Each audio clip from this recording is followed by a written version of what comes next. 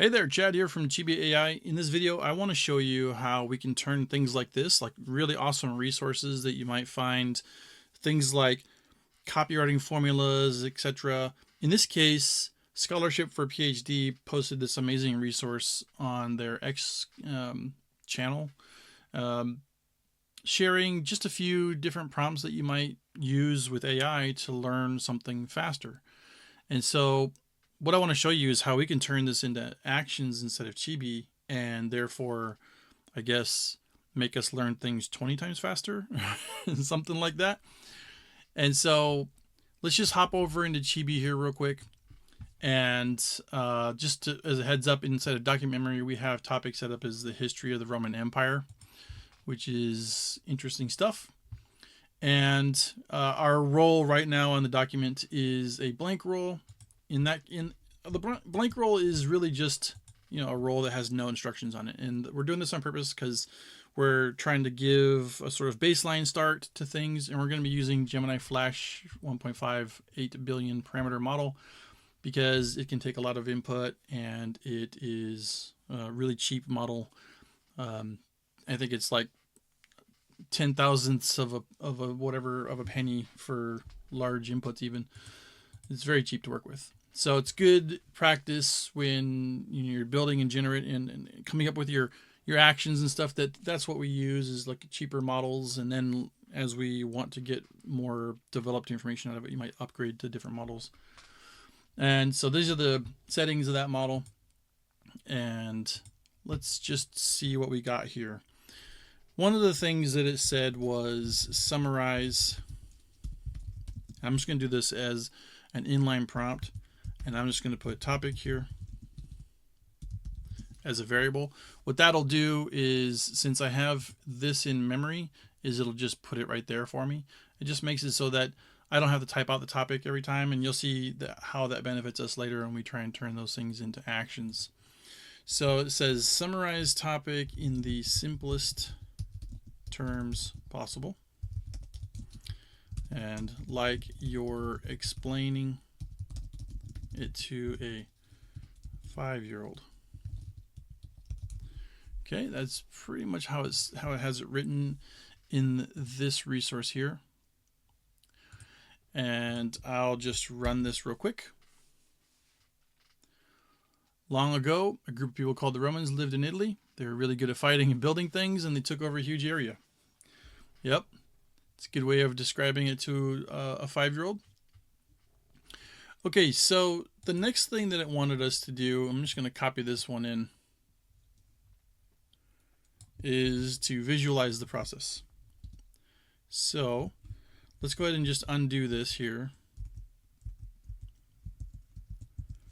and paste this one. And I'll change this to topic as well. Create a step-by-step mental image or visual flow map of how it works. Okay. Imagine a sprawling map of Italy. Yep, the fall. I'll see. It's very interesting. So it's kind of laying out like the foundation, the republic, the empire, and it's got this timeline sort of being built, and how to visualize it and give yourself a mental image of the topic. So it's very good information, right? And I think the power of these prompts is pretty good, right? Like if you're diving into a new topic for the first time and you're trying to learn it, and it could just come down to getting started in it, how to break things down, and just discovering the information within that topic, right? So the prompts that are being shared by Scholarship for PhD here can be effective. So in Chibi, what we can do though is we can turn these into an action that can make this a very simple process to do anytime we want to learn any topic. And so what we'll do is I'm just going to go into here and I'm going to create a new action, and I'm just going to have it called learn something. And what we'll do first is we'll add a stream prompt.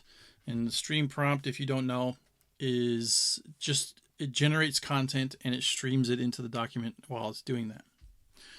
And what I'll do is I'm going to copy in that first one. Summarize input in the simplest terms possible, like you're explaining it to a 5-year-old. Now, input here is a variable, And we're doing that on purpose because what we want to do is we want to make this action so that it can be flexible and teach us about really any topic, not just one in particular, right? So we don't put in something like if we take this out, the Roman Empire here. Otherwise, this action would only teach us about the Roman Empire. So we'll leave it as input so that this can be a dynamic piece of text here. So let's go ahead and, well, let's change the settings here. And we'll leave this as current role for now, which is the blank role. And there's a couple of things that I want to do here. Let's make it like a 3 hashtags means like an H3 heading. This is markdown that I'm putting in here. And what I think I'll put here is to a 5-year-old. Okay. And then we'll click here so that after it puts that in there, it goes down a line. And then we'll say explain like I will just explain to a 5-year-old here. And we'll say 5th grade explanation. All right, so what am I doing here? If I close this, you can see that this first step here is essentially generating the explain to a 5-year-old part, right? So this will run and it'll do that. But we still have to think about this input. Where's that coming from? What we're going to do is we're going to add another task, and then the filter up here at the top, I'm just going to type ask. And we got this ask for input here. I'm going to click on that, and then I'm going to just drag that above here so that it's the first thing that runs. Then we'll come into the settings and we'll change this to input. Notice that it looks up here when we change input to, that's the task variable name. When we change that to input, you can see up here that we get the double curly braces and the input. And here I'm just going to say enter, let's say ask for the topic. Okay, and we'll put in here as a placeholder, what would you like to learn about? All right, so with that done, see how we got this input here? Even if I click on that, it gets copied.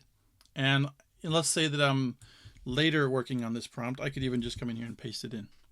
So it's very helpful later on if we wanted to use like the 5th grade explanation, for example, in a later task, we can click here and copy this, and we could use it later in our action here.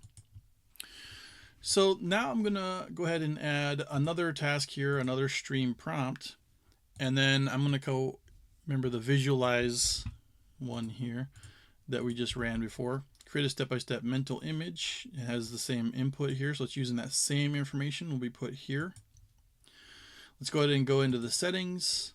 Let's go do a prefix here. And we'll do, what should we call this? Mental image. Okay, and we'll drop that. We'll be create mental image, and just put mental image here is fine. Okay, so now we have a 3-step action that's gonna ask for the topic, and then when it runs, it's going to explain it to a 5-year-old, and then also create a mental image for us. Let's do one more, and we do a stream again here, and let's do the next one from this resource, which is divide the topic into 3 to 5 main parts and explain each briefly. Okay, so we've got divide input because we want to tell it the topic into 3 to 5 main parts like this, right? Now, what I want to do is show how we might be able to improve this a little bit. So let's change this. Let's make this prompt just a little bit better. And when I say better, this is a technique that will kind of make something more reliable, even if the model is smaller and less capable. And that is to be more specific and very kind of finite in our prompt to give it like no room to make mistakes, or less room to make mistakes, I should say. So I'll say divide the topic into 3 to 5 main parts. And then I'm going to come down here. I'm going to put a label here called topic. And then up here, I'm going to copy this input because this is where we're telling our action what it is that we want to work with, what we want to learn in this case, right? And so I put that there like that. This is just a technique where I'm labeling this information. So I'm telling it that this is the topic, which will come from what we wrote in here when this action runs. And then this is the prompt that's kind of telling it what to do with the topic. Okay, let's go into the settings here. Let's give this task a name just so that we know at a high level what we're doing here. And we'll just call this one break into chunks. And we'll call this chunked learning, something like that.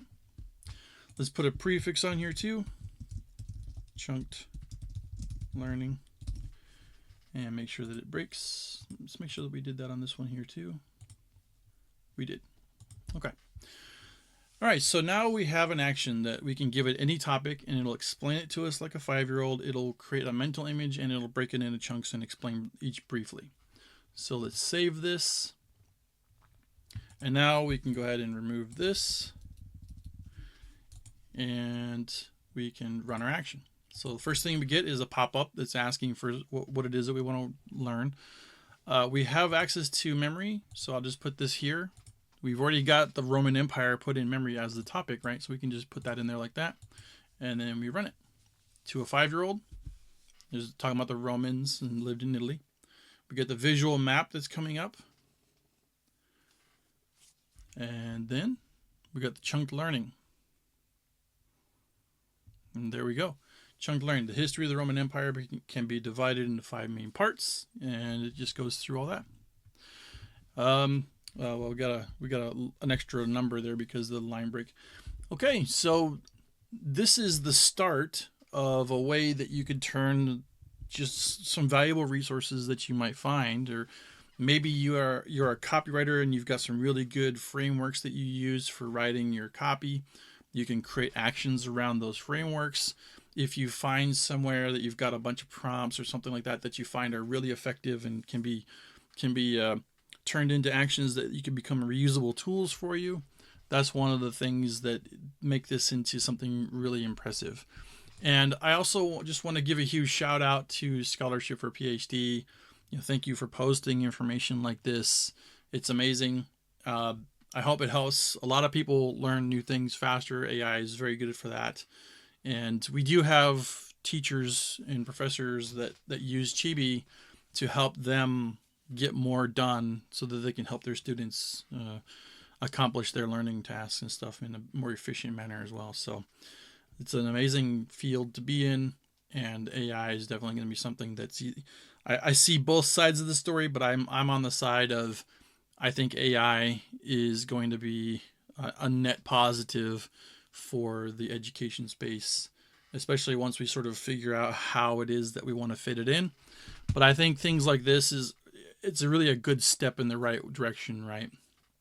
Especially once models start getting even better and better at factual information and having less hallucination and stuff like that, which of course is something educators will need to be aware of and work through with their students. But it's good practice, and I think that this is especially useful for something if you're the type who wants to just start learning new things in life. This type of an action that you can create in Chibi will give you some really good information fast. And you can imagine that you could take this resource here. I only did these first 3, but if you added even more into there, you've got a very thorough document of information to look through and learn about that topic from. So I hope you found this interesting. And if you have any questions, if you're watching this on YouTube, go ahead and drop and leave a comment below. I'll be happy to answer you. If you're in the Chibi community or on X, again, just drop a comment or reply and be happy to help you out. And until next time, take care.